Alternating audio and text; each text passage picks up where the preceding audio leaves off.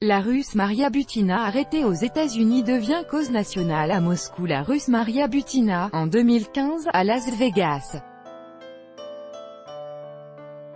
Freedom Fest, via Reuters. Alors que les présidents russes et américains tentent de relancer le dialogue entre les deux pays, l'arrestation de Maria Butina, jeune étudiante russe accusée de lobbying au sein des républicains américains, révolte les diplomates russes. Il souhaite pousser l'opinion publique à militer pour sa libération. Son arrestation est inacceptable, a déclaré samedi le chef de la diplomatie russe Sergueï Lavrov à son homologue américain Mike Pompeo. L'annonce, le 16 juillet dernier, de l'arrestation de Maria Butina aux États-Unis a scandalisé les diplomates russes, rapporte notre correspondant à Moscou, Paul Gogo. Accusée d'avoir dissimulé ses liens avec le Kremlin alors qu'elle gagnait en influence au sein des républicains et des lobbies pro-armes, il est également reproché à Maria Butina d'avoir secrètement collaboré avec un représentant du Parlement russe.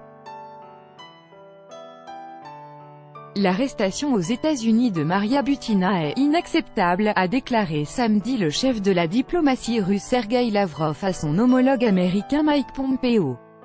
Les actions des autorités américaines qui ont arrêté la citoyenne russe, Maria Butina, sur la base d'accusations forgées de toutes pièces sont inacceptables, a indiqué dans un communiqué le ministère russe des Affaires étrangères. Le ministère des Affaires étrangères réclame sa libération et tente désormais d'en faire une cause nationale.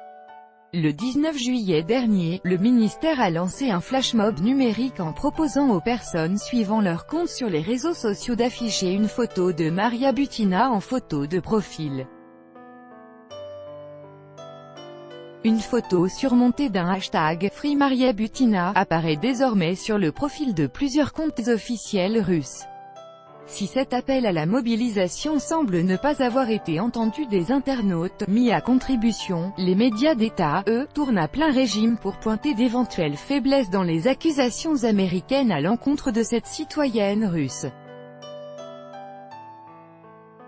La semaine dernière, plusieurs de ces médias sont allés jusqu'à faire passer l'espionne présumée pour une figure de l'opposition russe, sans y apporter de preuves. Les étranges relations de Maria Butina. Par ailleurs, certaines des activités de la jeune femme auraient été financées par un milliardaire russe, dont le fils a été volontaire lors de la campagne électorale de Donald Trump.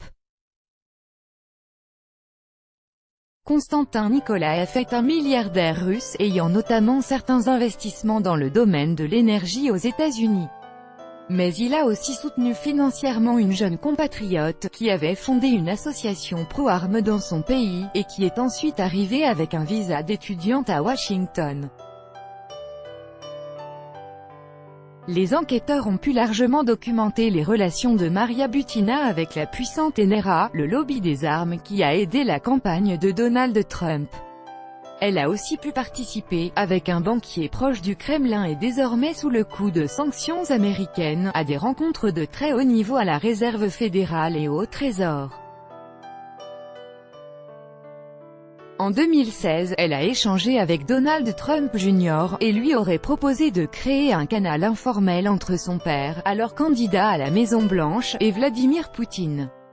L'initiative aurait échoué, mais lors de l'investiture de Trump début 2017, Butina avait tout de même participé à un bal officiel.